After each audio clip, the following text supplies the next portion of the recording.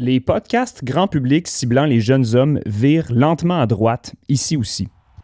Si on regarde le paysage des podcasts au Québec, il y a Mike Ward sous écoute qui domine avec 157 000 abonnés sur YouTube. Ensuite, en seconde position, juste derrière, il y a Sexe Oral, avec Lisanne Nadeau puis l'autre fille que personne connaît, avec 149 000 abonnés. On parle principalement de sexe et d'intimité et toutes ses déclinaisons. Grossièrement, on peut s'imaginer que d'un côté, tu as le stand-up qui est un univers largement masculin, puis l'intimité et l'amour qui est largement féminin. Là, c'est évidemment des gros traits, mais vous comprenez le portrait. Je serais surpris que 70% de l'auditoire de Mike Ward sous écoute, ce sont des femmes. C'est que des comédie geeks qui regardent ça, là, des gars fans d'humour, des gars filles. Tout ça pour dire que l'autre podcast en troisième place qui vise un auditoire majoritairement masculin, c'est Prends un break. Hey, welcome back to the podcast! Ce show-là est né d'une autre chaîne YouTube qui était massivement populaire auprès des Gen Z il y a 3-4 ans, c'est-à-dire JNT Productions. Hey Paul, donne-nous ton meilleur truc pour se pogner une petite. Bon, pour ceux qui connaissent pas le lore, c'était une chaîne qui reproduisait sensiblement celle de Logan Paul ou des Nelk Boys au Québec. Ça fait au moins 5 ans que je suis Jake puis Logan, puis si c'était pas eux, je ferais sûrement même pas des vidéos en ce moment. Une bande de jeunes hommes qui se vloguent faire des pranks, faire le party puis coucher avec des filles. Éventuellement, comme Logan Paul et compagnie, les gars se sont partis un podcast. Dans ce podcast, un peu comme Logan Paul et compagnie, on y recevait principalement des fighters UFC puis des porn stars parce que visiblement, c'était clickbait puis ça pognait dans l'algorithme. What do you think about that girl who got ran through by 100 guys? Who? Yeah, she's going for 1,000 She wants to do guys. 1,000 in 24 hours. Ces épisodes-là ont genre 100 000, des fois 200 000 vues. Pour le Québec, c'est quand même huge. Et tout ça était commandité par Monster et Eros et compagnie. Les sports extrêmes et le sexe, littéralement des choses qui dilatent les pupilles et font pomper du sang. Fourrer le lobe frontal, tabarnak. Ben voyons donc, je m'entends ce voyage. Ouais, l'impression qu'il vient dans le cortex. Leur podcast a pris de l'ampleur assez rapidement. Et finalement, le genre de patriarche symbolique de tout cet écosystème qui tourne autour du party de l'humour et de la liberté d'expression, Mike Ward. Comme vous avez vu par le titre, l'invité qu'on reçoit aujourd'hui, c'est un invité très spécial, même que c'est l'idole québécoise de notre grand chum, le beau-frère. Mesdames et messieurs, veuillez accueillir le host du vrai podcast number one au Québec, le GOAT, Mike Ward! Oh yeah! Le take, c'est pas de dire que Mike Ward est de droite. Je pense sincèrement qu'il est sweet et se tient loin de la politique en général. Mais à cause de son podcast, puis de son procès, son personnage médiatique offre aujourd'hui une sorte de polysémie autour de la liberté d'expression et de l'humour trash, qui est souvent réapproprié de manière vaguement réactionnaire par la droite. La production, là, on tolère pas ça des gens transphobes. T'as pas compris? Mike, il se bat pas contre Jérémy. Mike, il se bat pour un principe. Ça, c'est aussi parce que la gauche sur Internet n'est pas capable d'être drôle et d'intégrer les dynamiques de viralité provocatrice du web. Mais bon, ça, c'est un autre sujet pour une autre fois. Bon, éventuellement, le leader du trio, JNT, va se retirer parce qu'il y a eu un genre de rabbit hole existentiel assez typique pour un homme début vingtaine qui passe trop de temps sur Internet et qui fume trop de potes. C'est de même, la vie, c'est vraiment une simulation. Dans la Bible, ça dit que quand tu donnes ta vie à Jésus, t'es born again. Red Pill, Matrix, DMT au Pérou, puis là, il est devenu Born Again Christian et c'est reparti un podcast avec les mêmes invités, genre UFC Fighters et Hélène Boudreau, mais pour parler de Jésus.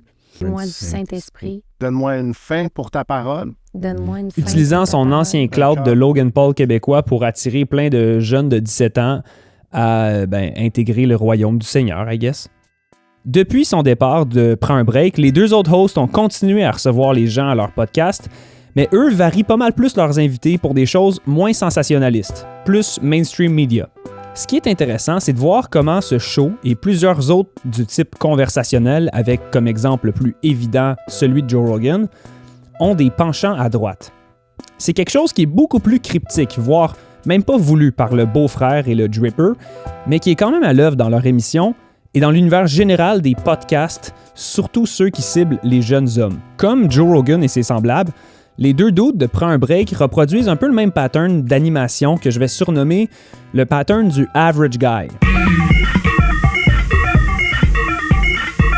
Le average guy, c'est une bonhomie sympathique mêlée à de la curiosité ordinaire, c'est-à-dire qu'ils ont une posture innocente et avenante d'un average guy qui veut juste jaser autour d'une canne de sève. Moi, j'aime mieux, je suis neutre politiquement, tu sais. Cette posture-là est efficace pour mener des entrevues décontractées, mais est comme dangereuse à la longue parce qu'ils confrontent très rarement leurs invités et surtout ceux qui ont un agenda à pousser. Si les deux gars s'en tenaient à des sujets très superficiels, peut-être que je dirais pas que c'est dangereux. Le truc, c'est que comme je disais plus tôt, Prends un break ont commencé de plus en plus à varier leurs invités. Puis maintenant, des fois, on parle de politique. Puis quand on parle de politique après un break, on reçoit un invité qui fait pas mal de terrain sur Internet, Benjamin Tremblay. Si les autres s'étaient armés jusqu'aux dents, si l'Iran était prêt à défendre le Hamas, le Hezbollah... Amis, bonjour et quel bonheur de vous retrouver. Cette semaine, nous tentons d'élucider... Benjamin Tremblay a étudié en communication à l'Université Laval et c'est là qu'il va commencer un projet de chaîne YouTube 7 jours sur Terre. Une chaîne où il parle principalement de géopolitique et d'histoire sur un ton mystérieux. Faudrait pas se surprendre si Tel Aviv cherche à profiter de la fenêtre étrange qui vient de se présenter. En gros, partout on regarde... Le projet va faire son chemin. 6 ans plus tard, ça va amasser près de 430 000 abonnés et cumule parfois le million de visionnements sur ces épisodes, qui sont d'ailleurs très populaires à l'international. C'est d'ailleurs sûrement juste un peu pour ça que les gars de Prends un break l'ont invité. Il y a du clout sur Internet. De ce que j'ai vu, ces vidéos sont bien produites et ont l'air d'être à prime abord informatives. On parle d'histoire, de géopolitique, sous le format de mini-documentaire. Je vais lui donner, c'est beaucoup de travail et il s'intéresse à des enjeux peu médiatisés. Dans ces épisodes, il nous révèle les jeux de pouvoir occidentaux à l'international en nous parlant de l'histoire d'Haïti ou la mainmise de la France sur l'Afrique. Il y a aussi un site web avec une revue de presse quotidienne puis de la merch des Patriotes et de Kadhafi. Yo, t'as-tu vu mon t-shirt de Charles de Gaulle, man? Est-ce qu'il est lit? Vite de même, je veux dire, oui, c'est bien chill. Un journalisme indépendant crowdfunded qui vient faire un contre-narratif aux médias de masse occidentaux. Oui, let's go, pourquoi pas? Mais au-delà de ses vidéos sur l'histoire de l'Iran, Benjamin Tremblay est aussi un chroniqueur vaguement à droite. Je l'admire, j'adore Tucker Carlson, c'est une de mes idoles, une de mes idoles, une de mes idoles. Une de mes inspirations, surtout vis-à-vis où s'en va le web. Ouais, c'est Trump. Tous les codes développés par le mouvement Trump ont été exportés ailleurs dans le monde avec énormément de succès. Je vous dis pas qu'il est d'extrême droite ou ouvertement pro-Trump. Non, c'est plus subtil. Benjamin se présente tout le temps comme un observateur neutre. Donc, c'est quand même cryptique. Mais à travers ses entrevues, on comprend qu'il est très fier de sa nation québécoise et de l'Occident en général, parce qu'il nous parle tout le temps du plan des fédéralistes d'inonder le Canada d'immigrants pour tuer la nation québécoise d'ici 2100. Ça, je te dis, moi je regarde ça, puis je dis, écoute, on est un laboratoire à ciel ouvert qui mène une expérience destinée à la catastrophe. Et si au moins on avait le bénéfice de la naïveté, puis de la cupidité, de dire « Ouais, we'll find out, on ne sait pas. God damn, regarde ce qui se passe en Europe. Va à Paris, c'est Montréal dans 10 ans, mon ami. » Fait que moi, mon réflexe comme nationaliste, c'est de dire « Bro, c'est peut-être le temps de se défendre à la hauteur des agressions qu'on se prend, là. » Il adore l'idée du Doge d'Elon Musk. C'était ça, on avait des conditions parfaites pour qu'une aventure comme ça fonctionne, puis les seuls qui auraient pu innover en ce sens, c'était les États-Unis. Et plus largement, il parle constamment de la géopolitique comme si c'était un gros jeu de société, en naturalisant l'impérialisme et la violence comme déterminant premier de toutes les civilisations et même de l'espèce humaine. Regarde des singes, ça s'assassine. Les chimpanzés, il y a du meurtre à l'intérieur des sociétés de chimpanzés. Un groupe de 7-8, il y a un chef qui vont décider, qui vont se mettre en gang, ils n'aiment plus ce chef-là, ils vont le tuer. Je veux ton pouvoir, je veux m'élever socialement, c'est une violence sociale. On n'est pas très différents de tout ça. On reste des groupes de singes qu'on s'est mis ensemble, on s'est mis une couleur, on s'est mis un dossard avec une équipe, puis on travaille ensemble, puis on essaie de prendre le pouvoir des autres, puis de prendre les ressources des autres, puis de les accaparer pour nous autres mêmes. Avoir l'avantage. Puis là, c'est nous autres qui est là. Puis comme je te dis, on peut dire, t'es méchant, puis ça, le monde va dire, t'aimes pas les Américains, t'aimes pas parce que je présente cette game-là comme... Est-ce que je préfère un monde qui est dominé par les Chinois? Non, vraiment pas. Est-ce que je préfère un monde dominé par l'Occident? Oui. Oh oui, je suis content de mon équipe. Maintenant, vas-tu dire qu'on est clean, puis qu'on est dans ben hot, puis que... Non, mais on gagne. Non, mais tu sais, comme... We do what we have to do. C'est un peu le basic bro qui écoute Jordan Peterson, se dit adepte du stoïcisme, qui cite Platon ou l'art de la guerre, et qui voit le monde comme une grosse game de risque. En fait, après m'être tapé du Benjamin Tremblay pendant une semaine, je peux vous l'épargner, c'est du Stéphane Bureau et Mathieu Bock-Côté qui ont eu un enfant sur YouTube avec une voix très très dramatique. Quel bonheur de vous retrouver! Mais vu que Benjamin exploite très très bien YouTube, il se retrouve à jaser avec les deux average guys les plus écoutés du Québec. Je suis neutre politiquement. Qui, eux, l'écoutent et lui donnent une tribune comme si c'était un vrai génie. Très bien, t'es officiellement notre invité le plus récurrent à l'émission. Là, t'es rendu notre... un habitué. Ouais, mais c'est nice, t'es notre go-to pour parler. Quand il se passe de quoi dans l'actualité, on se dit, on va appeler Ben, ça va être lui c'est lui notre... Même chose pour moi, honnêtement. Puis quand on cherche où d'autre va parler Benjamin Tremblay, on tombe sur le podcast québécois qui incarne, selon moi, parfaitement la triangulation humoriste, sport de combat, alt-right à la Joe Rogan, Jer Alain. Jer Alain, c'est un humoriste qui s'est fait connaître dans les 10 dernières années, notamment à travers le podcast de Mike Ward. Ça c'est de même, ça s'est fait. Puis là, après ça, l'étape, ça a vraiment été... une fois que Mike m'a invité à sous-écoute, puis en plus... C'est un gars de Gatineau qui, quote-unquote, aime se saouler et qui, comme 70% des humoristes, s'est parti un podcast. Tout le monde, ici votre animateur, Jer Alain, j'espère que ça va bien, j'espère que vous avez passé une excellente semaine. Puis, comme Joe Rogan et les gars de Prends un break, Jer Alain, il est curieux, il est relatable, c'est juste un average guy qui veut en apprendre sur le monde en parlant à plein de gens dans son studio, animé par une curiosité qui est louable. Je le cite ici d'un article de la presse.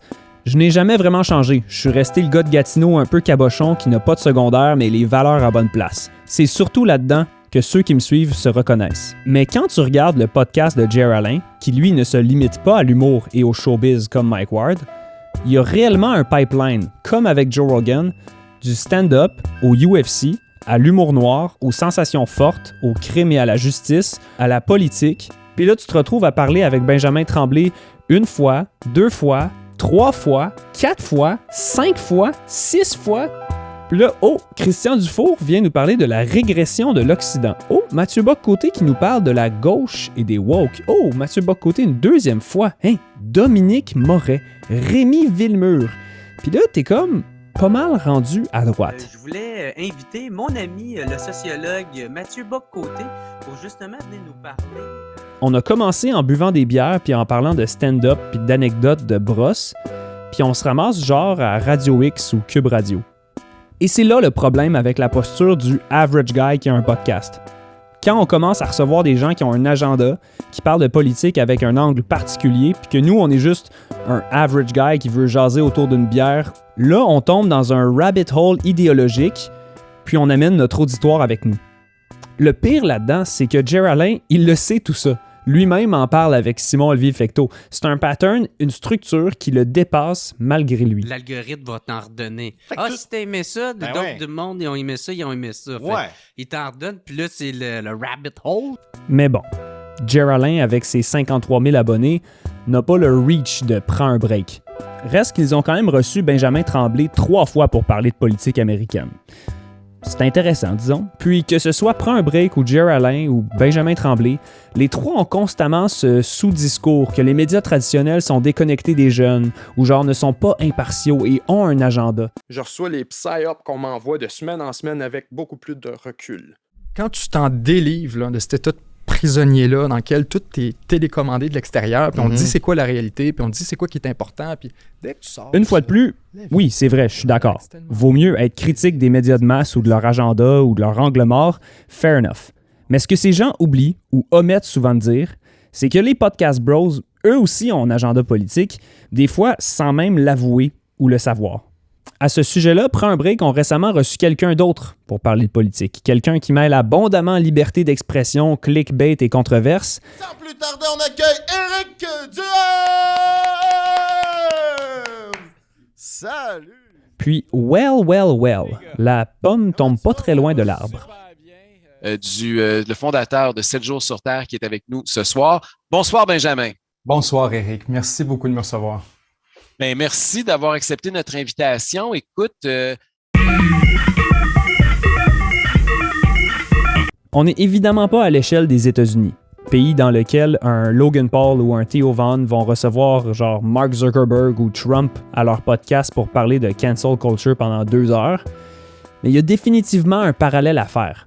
Une jeune vingtaine passée à faire le party sans trop avoir d'opinion sur le monde, puis soudainement, il y a un éveil politique ou même une épiphanie religieuse vécue à travers Internet qui est ensuite intégrée à même une chaîne YouTube et fidée à des centaines de milliers de petits gars qui, au début, te checkaient soincer des cannes de bière ou faire des pranks avec tes chums, puis là, t'écoutes prêcher les évangiles ou parler avec Éric Duhem pendant 2 heures. C'est quand même fucké. Évidemment, toutes ces idées ne vont pas instantanément être imprimées dans la tête des jeunes qui écoutent ça comme s'il n'y avait pas d'esprit critique. C'est pas parce que tu écoutes quelqu'un parler pendant 2 heures que tu adhères nécessairement à ses idées. Le point, c'est pas d'être anti-média alternatif ou anti-podcast parce que soi-disant, ça droitiserait nos jeunes. Certains vont embarquer, d'autres un peu, d'autres non. Puis après ça, il y a tout plein d'autres podcasts dont j'ai pas parlé. C'est juste assez fascinant d'observer cet écosystème médiatique qui part de l'humour et des vlogs à la Logan Paul et qui devient autre chose avec le temps. Ça témoigne assez bien du climat politique et culturel actuel, disons. Je veux dire, est-ce que vous auriez pu prédire il y a 10 ans qu'un jour, on verrait ce genre de scène-là arriver? Avec ça, c'est électrique. Non, c'est électrique, là, c'est manuel. Dans le fond, tu mets comme de la crème fouettée ou du lait, puis là, il faut que tu pompes, puis lui qui pompe le plus, c'est lui que ça toi, explose. tu gagnes, ben ça va revoler d'en face à ton chum. C'est bon. Genre... Bon, pour l'instant, les 2 autres gars de Prends un break n'ont pas complètement flippé de bord politiquement et gardent une variété d'invités assez saine, disons. Puis ils disent même qu'ils veulent recevoir des politiciens à gauche. Mais en termes de politique, leurs invités penchent vers une genre de droite conservatrice, à date. Et c'est là que le personnage de Benjamin Tremblay est un peu problématique. Si on le présentait comme un commentateur avec un agenda ouvertement nationaliste et conservateur, déjà ce serait plus honnête.